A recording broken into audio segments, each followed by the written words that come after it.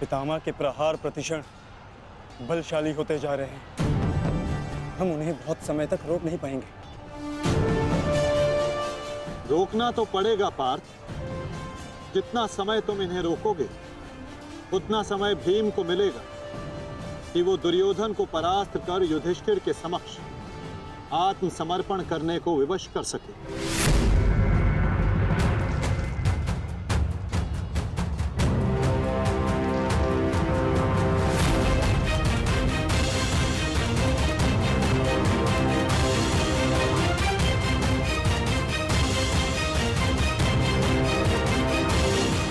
दुर्योधन, ये युद्ध भूमि है, कोई रंग भूमि नहीं कि औरों के द्वंद्व का तुम आनंद उठा सको।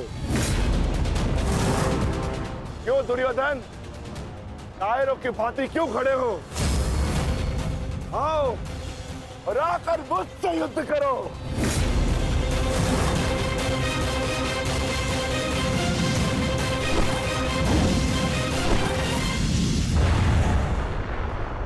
पुत्र, शीघ्रता कीजिए। अर्जुन आपको द्वंद्व में उलझा रहा है। इधर भीम दुर्योधन की ओर बढ़ रहा है। महामहिम, कुछ कीजिए।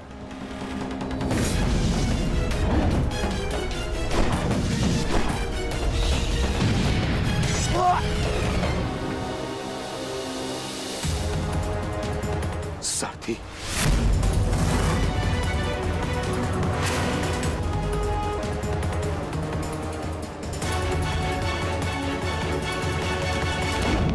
सावधान अर्जुन।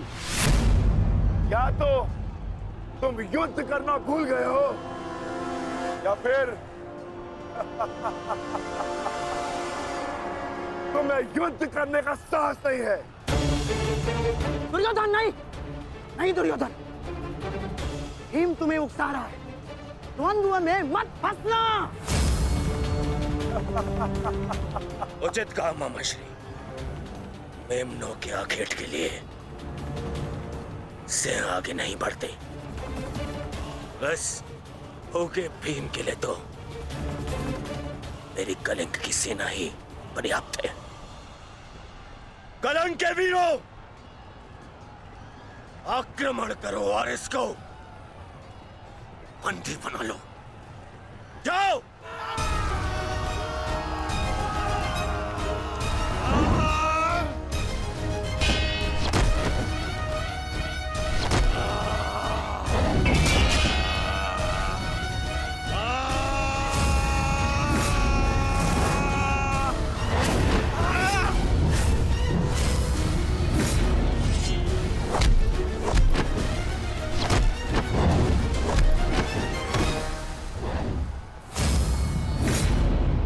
दुर्योधन, बस ये इतने से थे?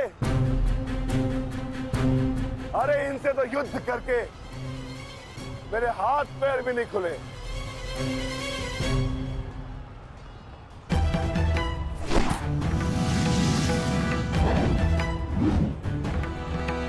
आप नियम भंग कर रहे हैं आचार्य। अब एक साथ दो पर आक्रमण नहीं कर सकते। स्मरण रहे कि युद्ध के नियम के अनुसार दो योद्धा एक योद्धा पर आक्रमण नहीं कर सकते, परंतु एक योद्धा दो योद्धाओं पर आक्रमण कर सकता है। सहदेव,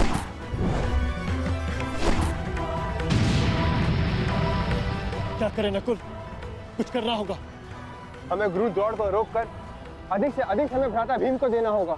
युद्ध सभा में चीख चीख कर अपने पौरुष का बखान करने वाले एक नपुंसक के भांति क्यों खड़े हो? अब किसे लाओगे अपनी ढाल बनाकर? ये विकोदर भीम तुम्हारी हर ढाल को तोड़कर तुम्हारा अंत करेगा। मैं तुम्हारे प्राण लेकर रहूंगा कायर दुर्योधन।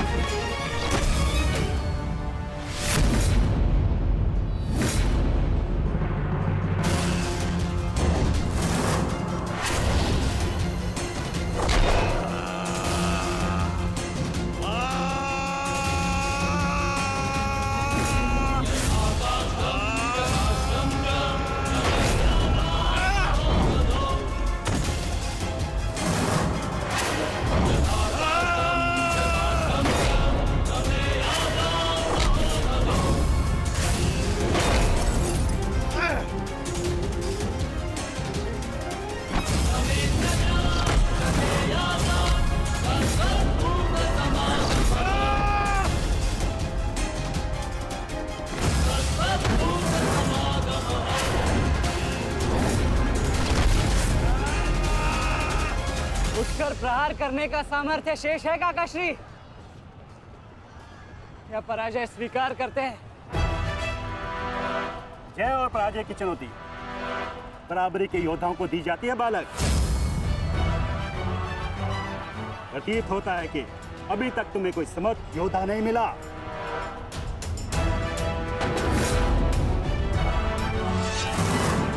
मैं शब्दों के बाण नहीं चलाता नाना श्री। अच्छा, तो युद्ध करो या समर्पण करो।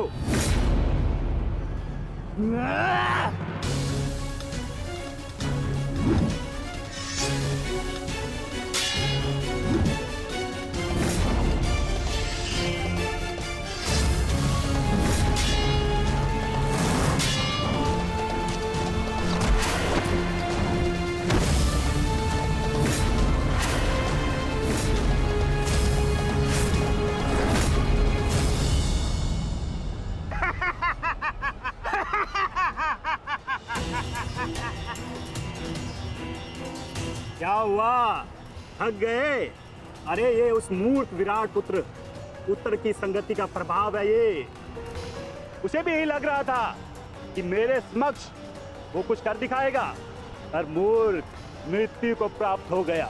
मृत्यु को चींटी की भांति इन्हीं हाथों से मसल दिया मैंने उसे। पीछे हट जाओ अभिमन्यु, अन्यथा उत्तर से कहीं पीड़ादायक मृत्यु मिलेगी। मृत्यु। तो ये समझिए कि आज उत्तर का प्रतिशोध पूर्ण होगा।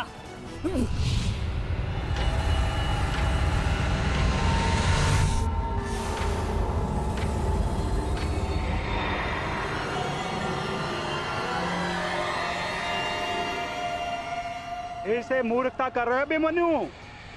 मेरी शक्तियों के बारे में ज्ञात नहीं है। शत्रु का क्रोध मुझे और बलशाली बनाता है। बलशाली।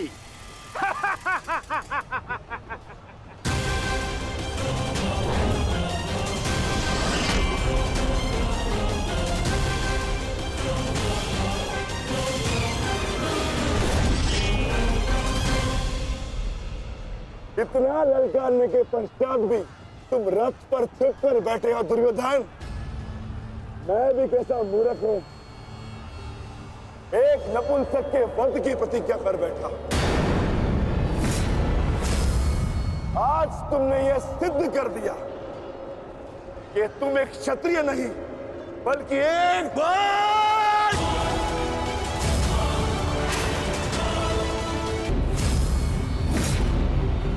सावधान!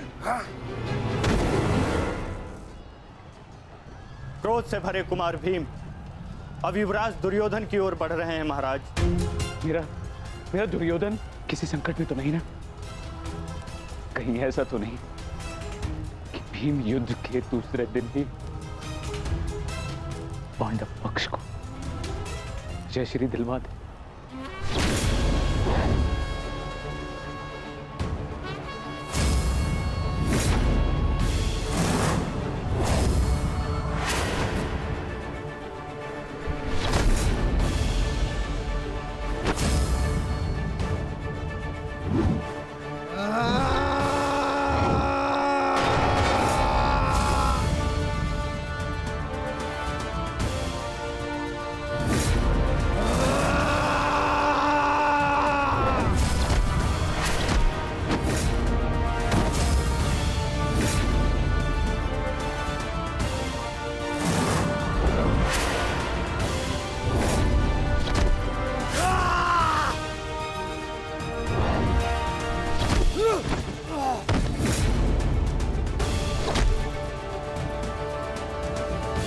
मारो दुर्योधन, मारो!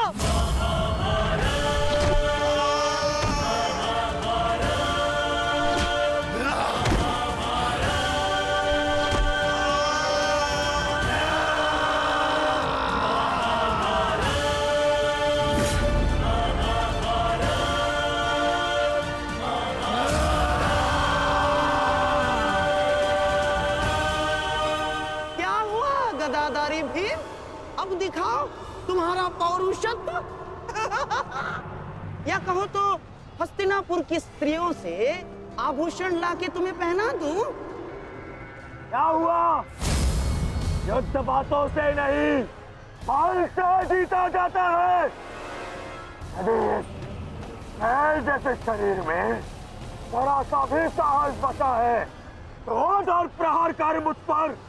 अरे ये क्या पहचानेगा अपनी शक्ति को?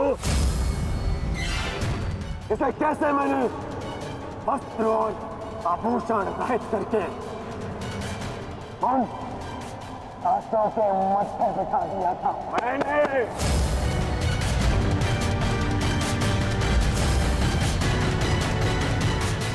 कदाचित ये भी भूल गया है कि कैसे मैंने बड़ी सभा में उस दासी द्रौपदी को उसका उचित स्थान दिखाया था।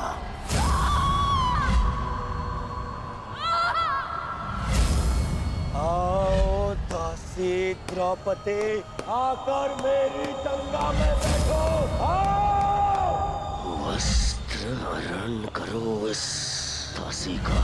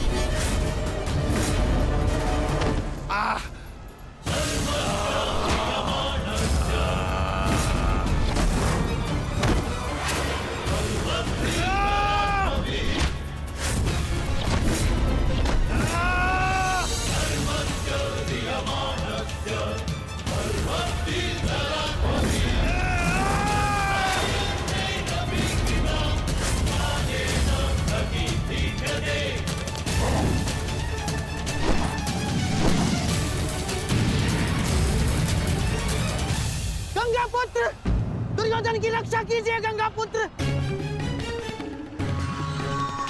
महामहिम, ये क्या कर रहे हैं आप? अपने वचन को पूर्ण कीजिए।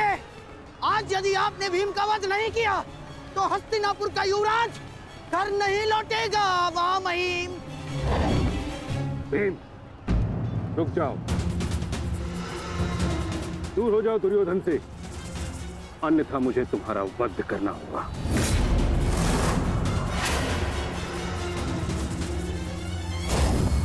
सावधान पितामह,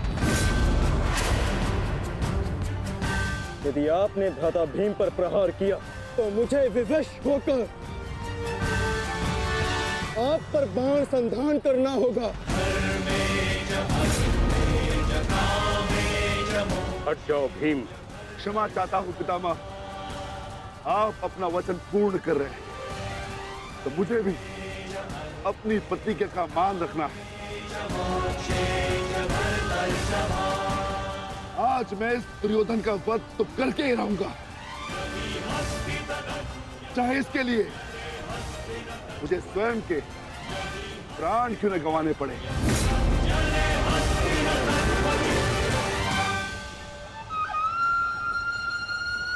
स्वयं के प्राण गंवा सकते हो भीम, परंतु क्या अपने दोनों भ्राताओं को इस आहुति में झोंक दोगे तुम?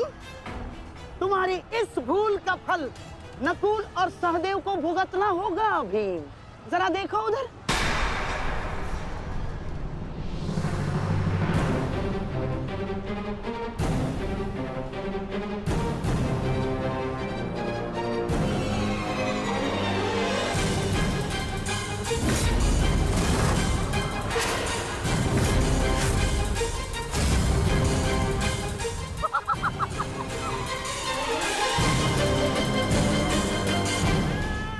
पिताश्री,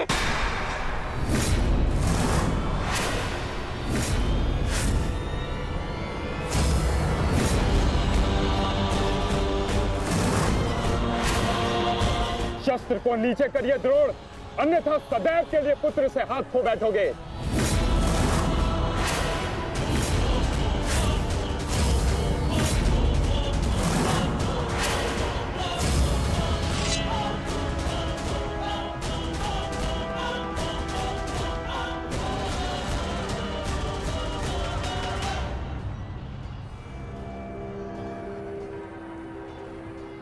दुर्योधन, तेरा अंत आ गया है।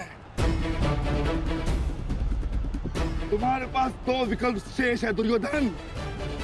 या तो देश युधिष्ठिर के समक्ष आत्मसमर्पण करो, अपनी सेना को पीछे हटने का आदेश दो, या फिर अपने प्राण यमराज को समर्पित करो।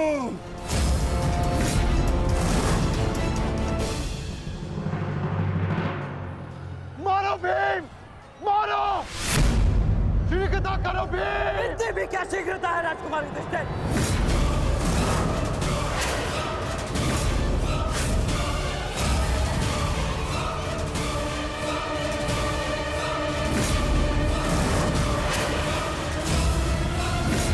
विकल्प शेष है दुर्योधन।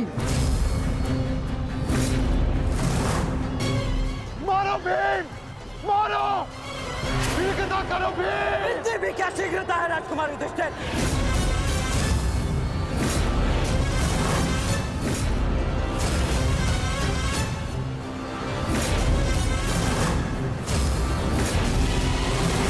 पीछे हट जाइए विकोदर भीम, अन्यथा मूल्य अपने ज्येष्ठा के प्राण देकर चुकाने होंगे। नहीं भीम, नहीं, मेरी चिंता मत करो, अपना वचन पूर्ण करो। ऐसा अवसर दोबारा नहीं मिलेगा अनुज। वध करो इस दुर्योधन का। पांचाली के अपमान का प्रतिशोध लो भीम, मारो इस दुर्योधन को। एक बात बुरा सोच लीजिए, अवसर दोबारा मिल सकता है परंतु ज्येष्ठ के प्राण दोबारा नहीं लौटेंगे। मारो भीम, मारो।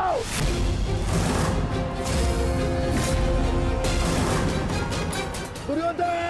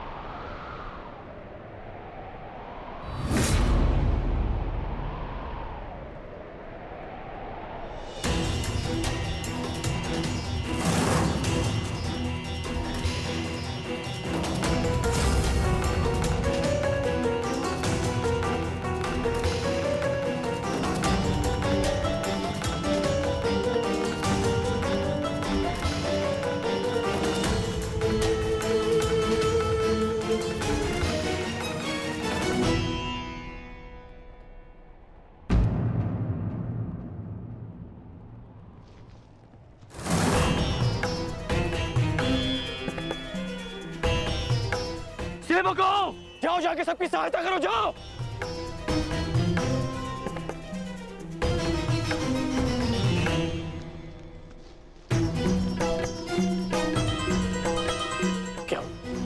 क्या हुआ?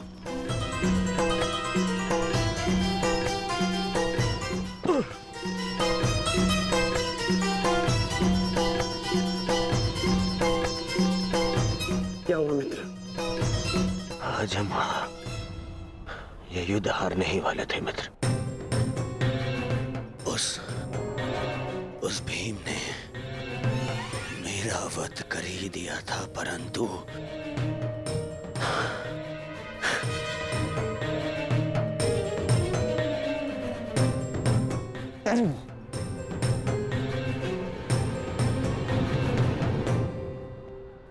ठीक समय पर आकर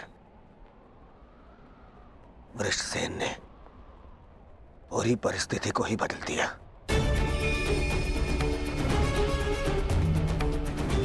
वीर वृषसेन ने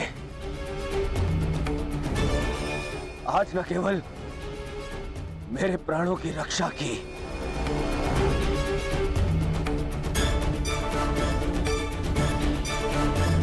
अभी तो कौरव सेना को एक लज्जाजनक हार से भी बचाया।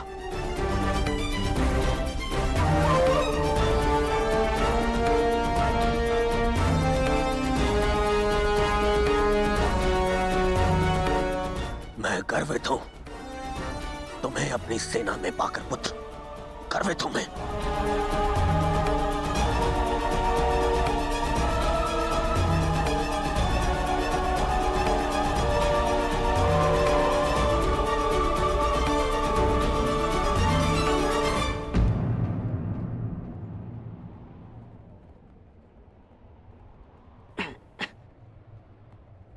आप फिर से मेरे घाव देख रहे हैं ना पिताश्री, और मैं फिर से यही कहूंगा, चिंता मत कीजिए। आज का युद्ध समाप्त हुआ और युद्ध भूमि में जो कुछ भी हुआ उसे भुला देना ही श्रेयस्कर है। अपितु उन बाधाओं को समझने का प्रयास करना चाहिए जो हमें विजयश्री बनने या प्राप्त करने से रोक रही है।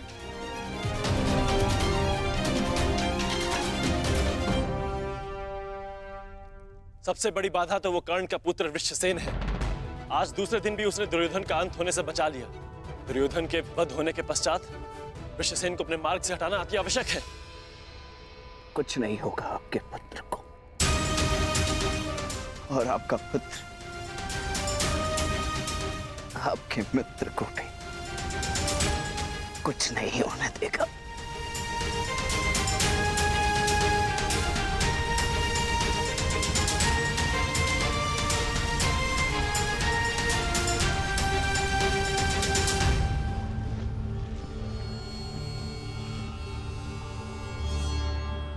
मित्र, आज का दिन हमारे पक्ष में नहीं था।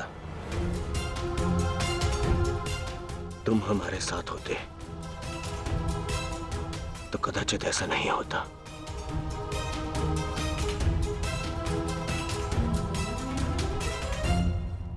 आज युद्ध भूमि में कौरव केवल धर्मराज युधिष्ठिर का वध करने का प्रयत्न करते रहे, और कल हम दुर्योधन को अपना लक्ष्य बनाएंगे।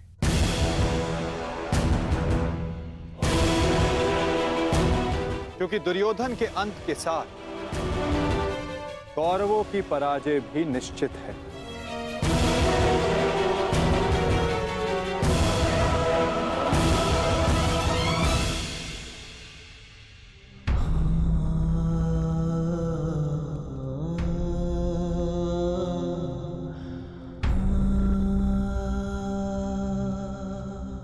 पुत्र,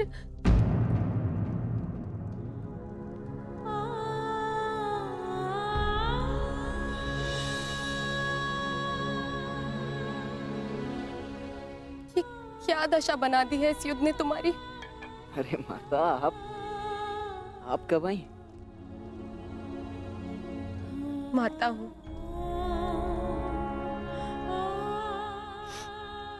पुत्र को घाव लगता है तो माता को आभास हो ही जाता है। मेरे मन ने कहा कि मेरा पुत्र संकट में है, दौड़ी चली आई।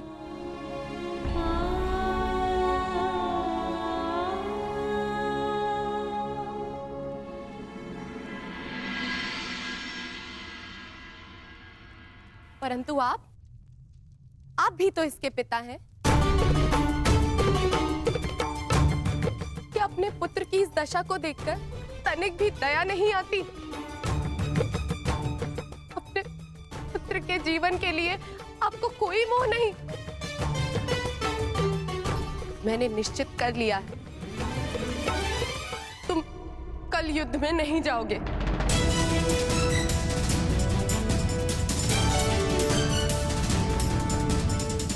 परंतु माता, मैंने कहा ना, ये मेरा अंतिम निर्णय है। पिताश्री, ये तुम्हारे अतिरिक्त कौरव सेना में और भी कुशल योद्धा है। निश्चित रूप से कौरव सेना में कुशल योद्धाओं की कमी नहीं है पिताश्री, परंतु वृषसेन वो उन सबसे भिन्न है। उसकी सोच, उसकी प्रतिभा, उसका तेज प्रशंसनीय है।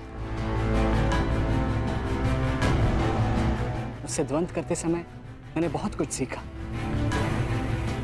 यदि वो कौरव के पक्ष में ना होता तो निश्चित रूप से मेरा अभिन्न मित्र होता।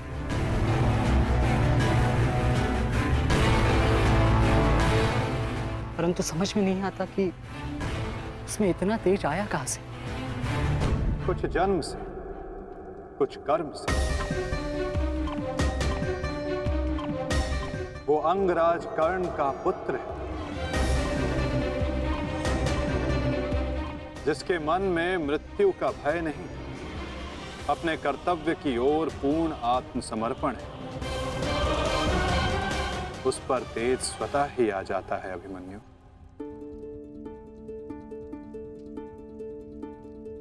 मैं अपने कर्तव्य से मुख नहीं मोड़ सकता माता, क्षमा चाहता हूं।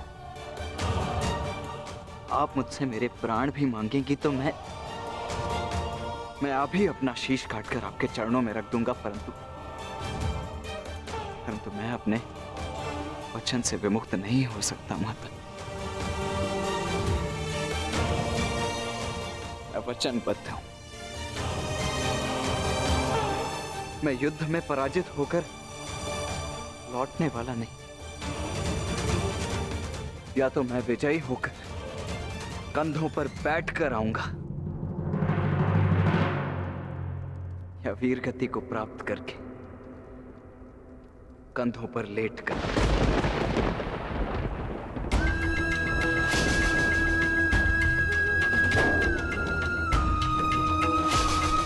ये आपका पुत्र क्या बोल रहा है?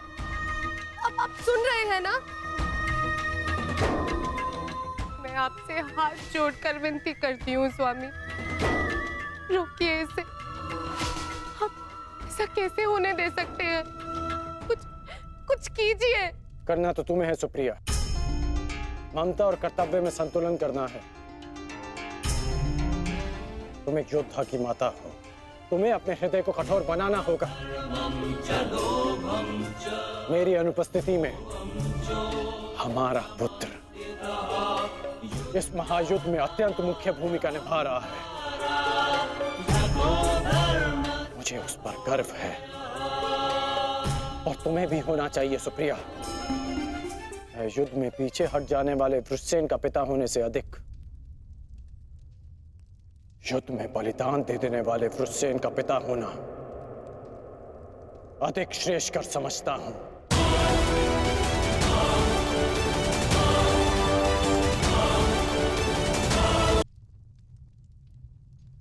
और तुम्हें भी समझना चाहिए सुप्रिया, तुम उसकी माता हो, उसकी शक्ति बनो, उसकी दुर्बलता नहीं। हर मनुष्य अपना लक्ष्य चुनता है और मैंने और वृषसेन ने भी अपना लक्ष्य चुन लिया है। हमारा लक्ष्य ये महायुद्ध है और युद्ध बलिदान मांगता है। और यदि वो बलिदान मेरा या मेरे पुत्र का होगा तो हमसे अधिक भाग्यशाली और कोई नहीं होगा सुप्रिया। परंतु मैं इसकी माता हूं। हर कोई जो इस युद्ध में है उसकी भी माता है। वो भी किसी का भाई, बेटा, पिता या पति है। यदि हर माता तुम्हारी भांति विलाप करने लग जाए तो इस युद्ध में योद्धा रिक्त हो जाएंगे। जब युद्ध क्षेत्र में मृत्यु समक्ष खड़ी होती है तो योद्धा पुकारता है, हे मृत्यु, तैयार यदि तू आने को, प्रसन्न मुख आ, द्वार खुला है, तेरा स्वागत, प्रसन्न मुख आ।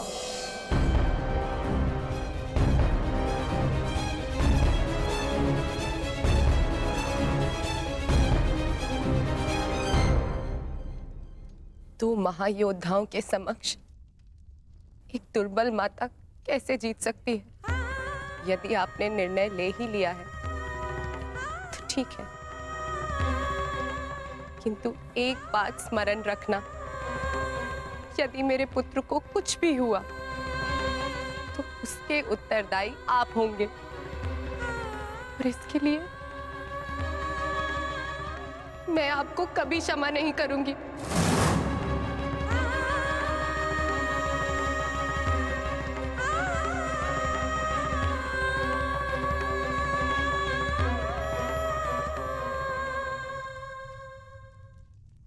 आज युद्ध भूमि में पांडवों का प्रयास था कि दुर्योधन पर वश पालें।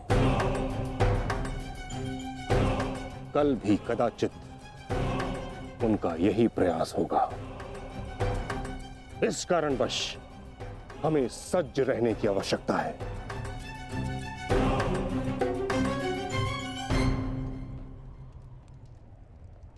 कल हम गरुड़ व्यूह की रचना करेंगे और इस व्यूह का नेतृत्व स्वयं मैं करूंगा। गरुड़ की आंख के स्थान पर मेरा रथ होगा। उसके एक पंख पर गुरुद्रोण आप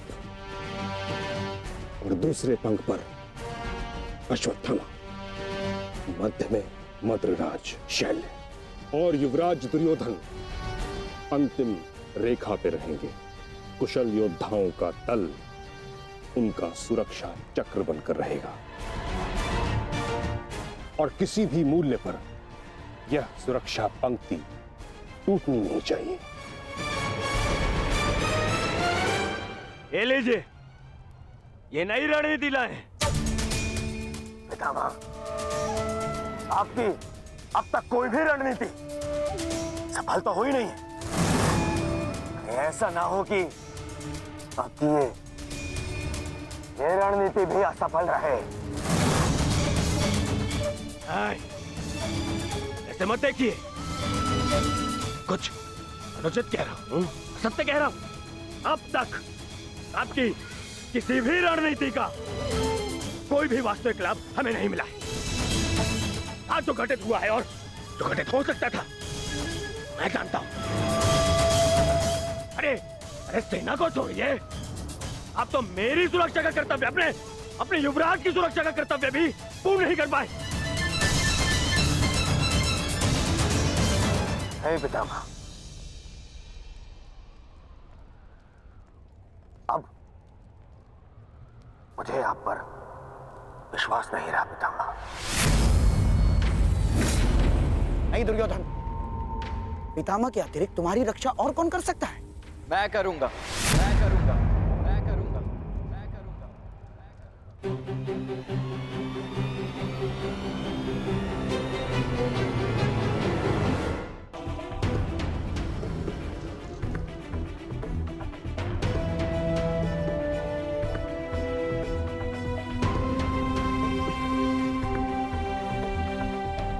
मैं मानता हूं मैं महामहिम के समक्ष कुछ भी नहीं, और मैं हृदय से उनका सम्मान भी करता हूं।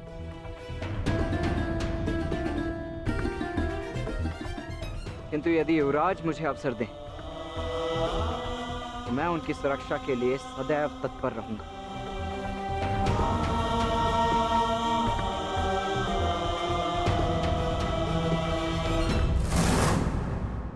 आपका क्या मत है वासुदेव?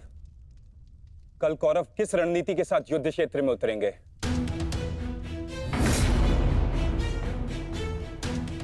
उनकी व्यूह रचना क्या होगी? व्यूह रचना चाहे जो भी हो, किंतु आज जो रणभूमि में हुआ उसके पश्चात यह निश्चित है कि दुर्योधन की रक्षा हेतु वे उसे सेना की अंतिम रेखा में ही रखेंगे, क्योंकि वो जानते कि दुर्योधन ही हमारा लक्ष्य है।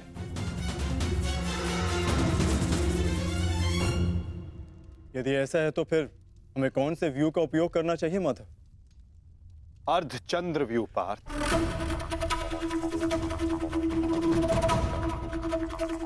उसी व्यू के कारण हम दुर्योधन को रणभूमि की ओर ला पाएंगे।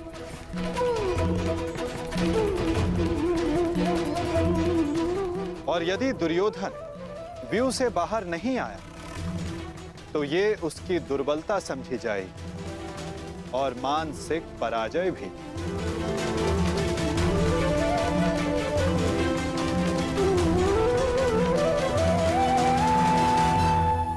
कल दुर्योधन की रक्षा कोई नहीं कर पाएगा, वो चाहे आचार्य द्रोण हो या पितामह अश्वत्थामा हो या दुशासन या फिर वृक्षसेन।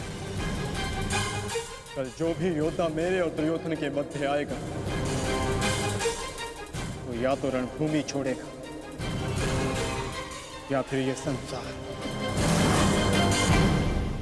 मेरे पिताश्री आप पर पूर्ण विश्वास करते हैं युवराज, और मैं अपने पिताश्री की ओर से आपको यह वचन देता हूं कि जब तक मेरे शरीर में अंतिम श्वास रहेगी तब तक मैं युद्ध भूमि में आपकी सुरक्षा के लिए प्रस्तुत रहूंगा।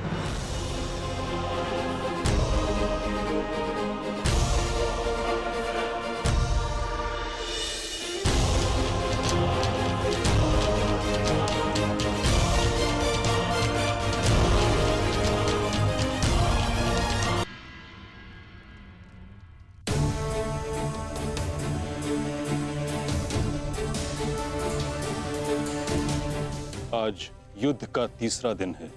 मेरी इच्छा है कि तुम हर परिस्थिति में मेरे साथ रहो। तुम्हारी सुरक्षा हेतु यह आवश्यक है। आप केवल सेना के नेतृत्व के बारे में सोचिए। तुम्हारी कुतर्कता का मैं उत्तर देना नहीं चाहता दुर्योधन, परंतु दो बातें स्मरण रहें दुर्योधन। प्रथम, जीवित रहने का प्रयास करना। द्वितीय, सदैव मेरे पीछे ही रहना।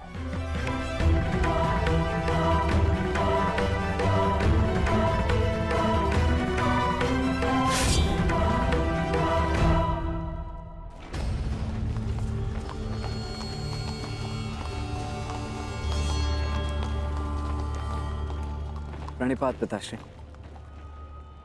यशस्वी भव। मैं यहां तुम्हें यह बताने नहीं आया कि मन लगाकर युद्ध करना, क्योंकि वो तो तुम करोगे ही। मैं यहां तुम्हें एक सीख देने आया हूं।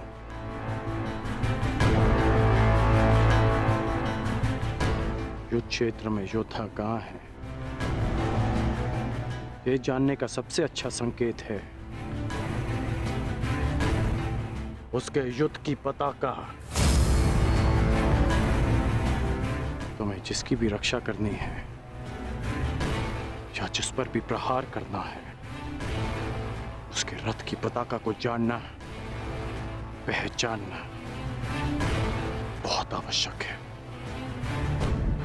मैंने ये तुमसे पहले नहीं कहा, पर आज कह रहा हूं कि मुझे स्वयं पर गर्व है कि मैं तुम्हारा पिता हूं।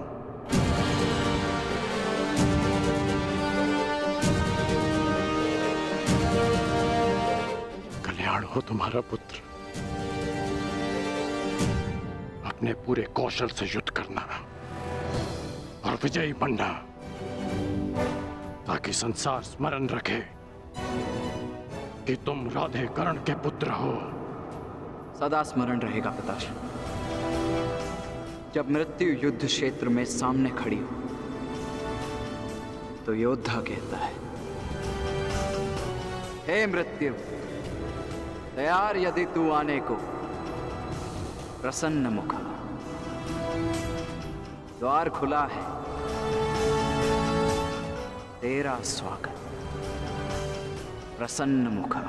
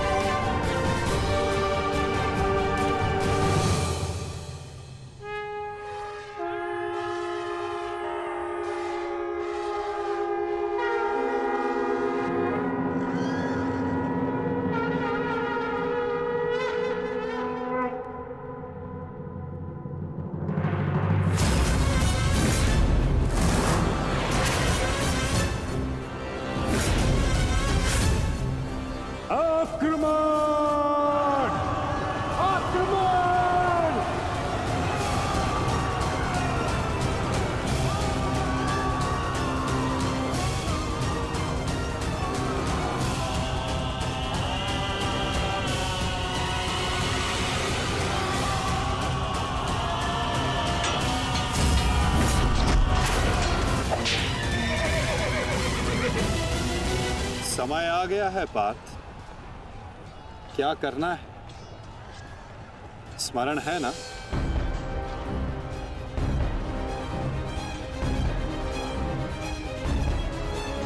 जी माधव।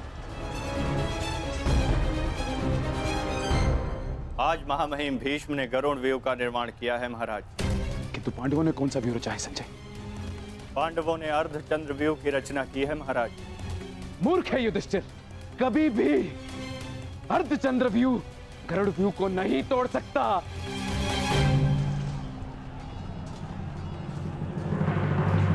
प्रस्थान करो विकोदर। जो आदेश वासुदेव। अपने साथ कुछ सैनिक भी लेते जाओ। जी वासुदेव। सैनिकों आगे बढ़ो।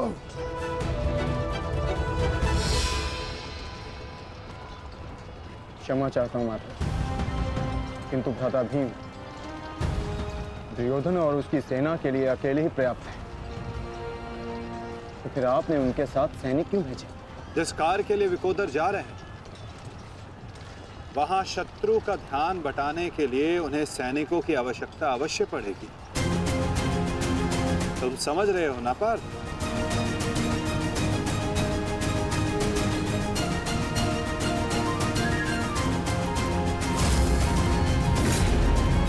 दुर्योधन, कल जो कार्य अधूरा रह गया था उसे पूर्ण करने का आज समय आ गया है।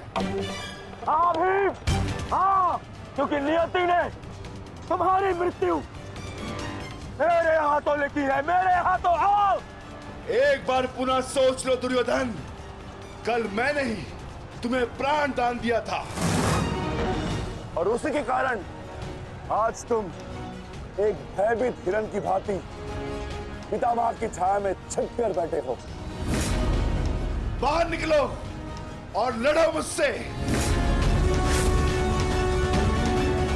दुर्योधन, कहीं ऐसा तो नहीं कि तुम्हें अब समझ में आ रहा है कि रणभूमि सजाकर तुमने कितनी बड़ी मूर्खता की है? अभी ज्ञात हो जाएगा कि किसने कितनी मूर्खता की है।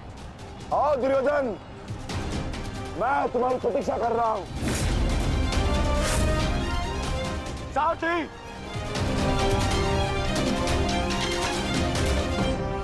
पांडवों ने अर्धचंद्र व्यूह बनाया है। यदि युवराज इसमें फंस गए ना तो उनकी सुरक्षा करना असंभव हो जाएगा। कुछ ना कुछ तो करना होगा महामहिम। हमें इन्हें रोकना होगा। ये महामहिम।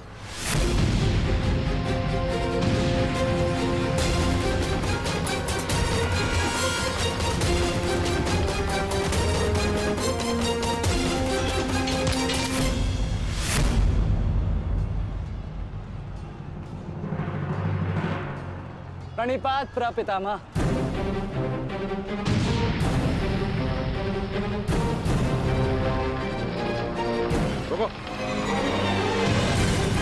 प्रणाम आचार्य। क्यों मेरे समक्ष आ जाते हो? मेरा जन्म ही सदैव आपके मार्ग में आने के लिए हुआ है आचार्य।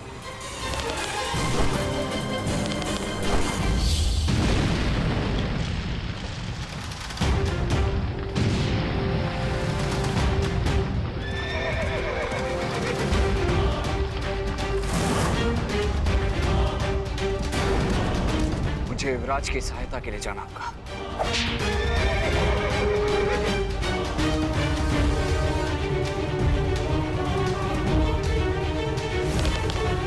सावधान दुर्योधन!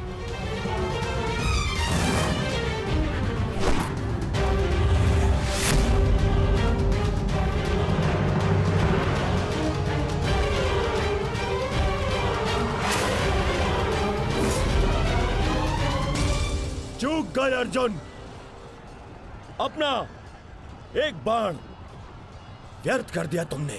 ना मेरा बाण अपना लक्ष्य चूकता है और ना मैं कोई बाण बिना लक्ष्य संधान करता हूं।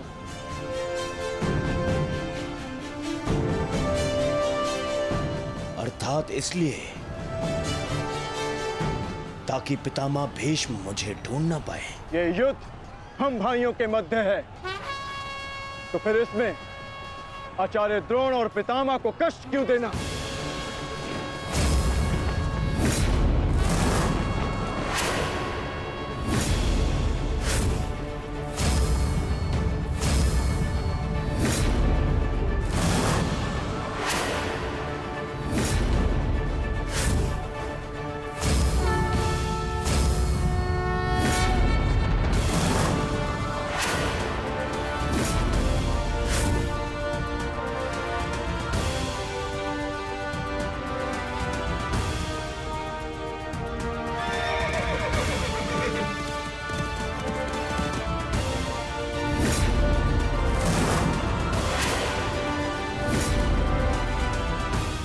क्षेत्र में योद्धा कहाँ है, ये जानने का सबसे अच्छा संकेत है उसके युद्ध की पताका। सारी पांडव पताकाएं एक साथ, अर्थात वहां कोई एक विशेष शत्रु है, और वो विशेष शत्रु युवराज दुर्योधन के अतिरिक्त और कोई नहीं हो सकता।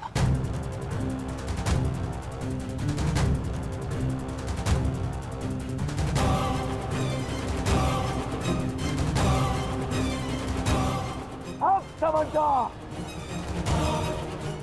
जब बल से कार्य नहीं बना तो छल से मुझे बंदी बनाने की योजना बनाई है तुम पांडवों ने। हाँ?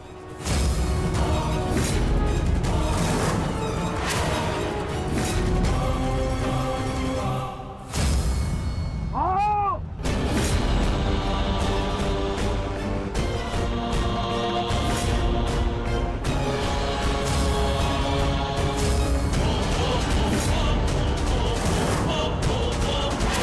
सावधान दुर्योधन!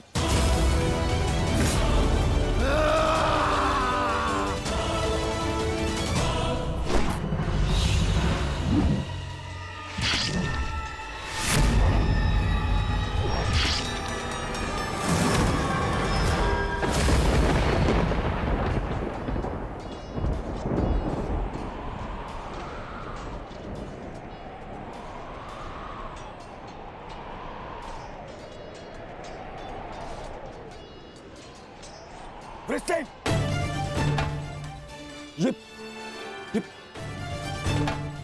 ये क्या किया तुमने पुत्र? वचन पूर्ण किया। उठो उठो उठो।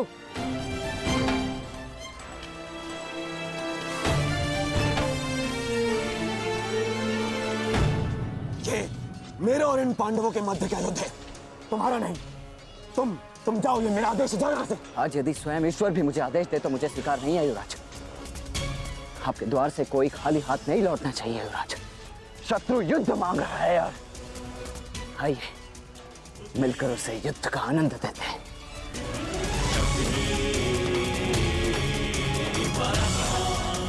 हर हर महादेव। हर हर महादेव।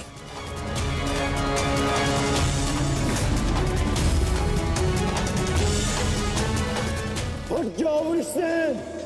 आज मेरे और दुर्योधन के मध्य जो भी आएगा या तो रणभूमि से जाएगा या संसार से।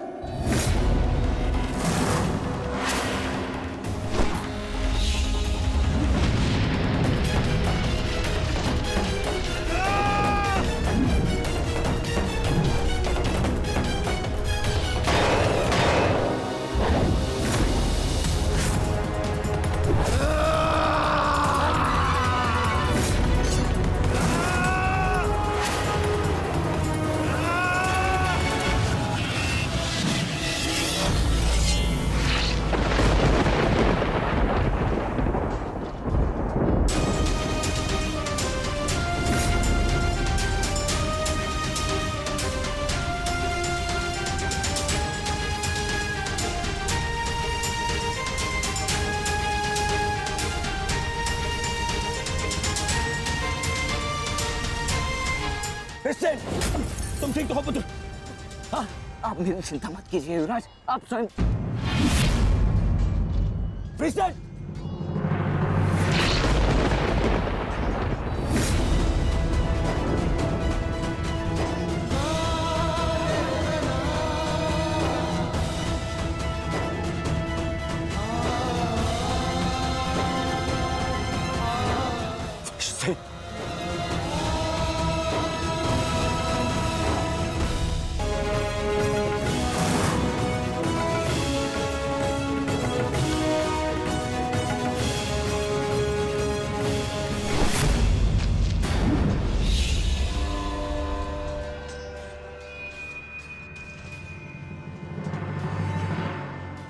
सूर्यास्त होने को है अर्जुन,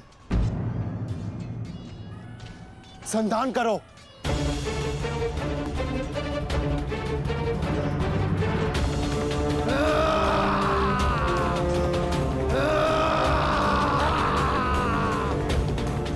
दुर्योधन!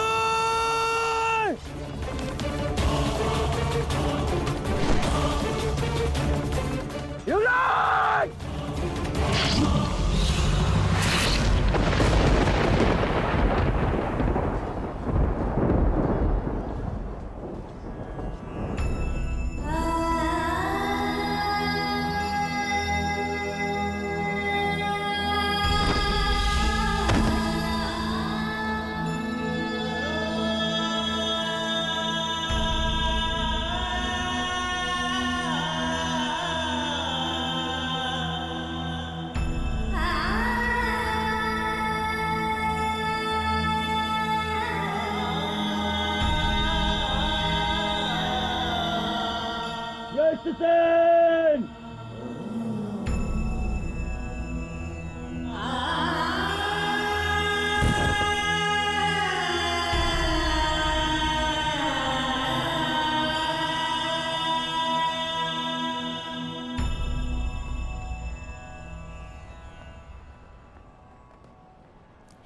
युवराज, आप सुरक्षित तो है ना? हाँ पुत्र, मैं सुरक्षित। और तुम चिंता मत करना, मैं तुम्हें अभी वैद्य के पास में लेके जाऊंगा। तुम स्वस्थ हो जाओगे। आओ आओ।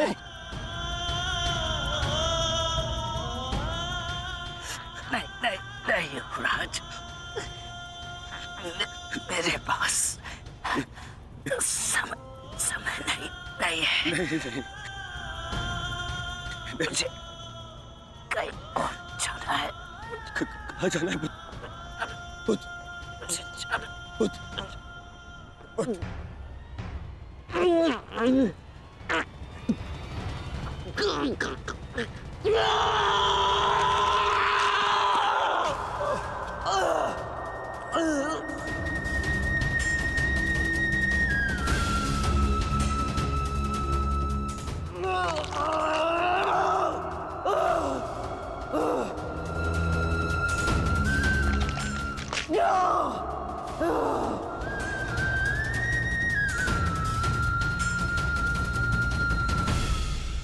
इस संसार से जाने से पूर्व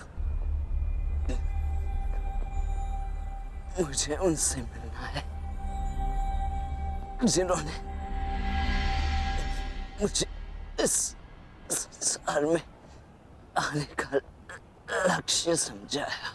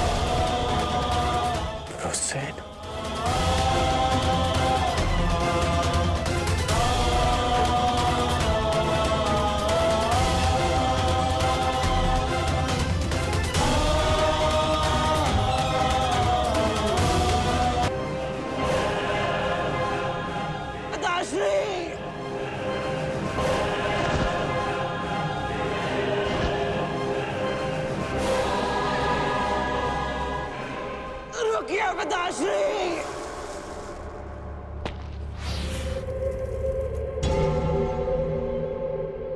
आप वचनबद्ध हैं।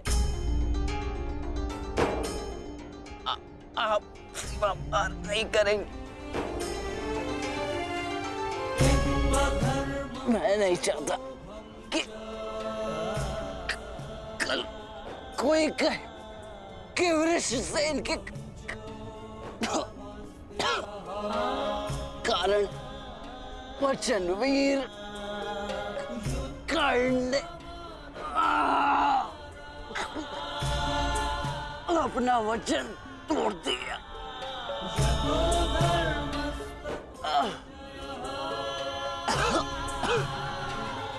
आओ पुत्र, अपने पिता के पास आओ। हाँ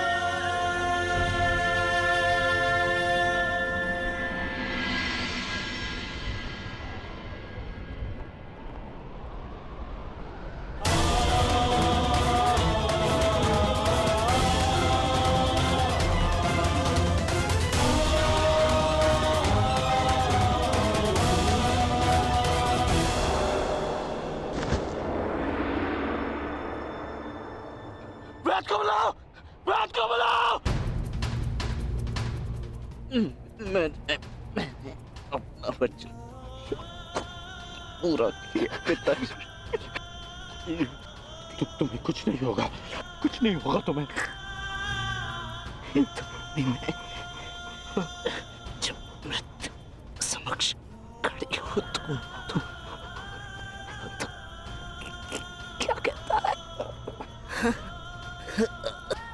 हे मृत्यु, यार यदि तू आने को प्रसन्न मुख